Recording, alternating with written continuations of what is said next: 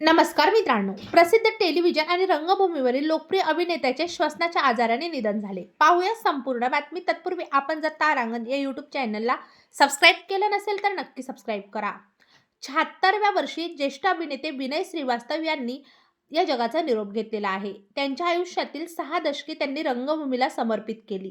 Hit आणि superhit दोन्ही चित्रपटाचे श्रेय असलेले अभिनेते विनय श्रीवास्तव अतिशय साधे जीवन जगले. 6 ऑगस्ट 1949 रोजी लखनौ येथे जन्मलेले विनय श्रीवास्तव यांनी 5 डिसेंबर 2025 रोजी या जगाचा निरोप घेतला. त्यांच्या 76 वर्षाच्या आयुष्यात रंगभूमीचा 60 वर्षाचा इतिहास आहे, ज्यामध्ये रेडिओ नाटके, दूरदर्शन नाटके आणि जवळपास 150 रंगमंच नाटकात त्यांनी काम केले. त्यांनी 30 नाटके दिग्दर्शित केली. अभिनेते विनय श्रीवास्तव यांनी मिस अहलुवालिया, देश हुआ बेगाना, रक्तबीज, बेगम हजरत, गहना, पीतल का तुकडा, भारत एक खोज आणि तमस यासारख्या नाटकांमध्ये आणि मालिकांमध्ये विविध पात्र साकारले. ते मैं चुप नहीं रहूंगी, मुल्क आणि राजी यासारख्या अनेक चित्रपटांमध्ये काम करताना दिसले. अनेक सिनेमात त्यांनी पोलीस अधिकारी आणि खलनायकाच्या भूमिका साकारल्या. अशा दिग्गज अभिनेत्याच्या निधनाने सिनेविश्वात व चित्रपट विश्वात शोककळा पसरलेली आहे.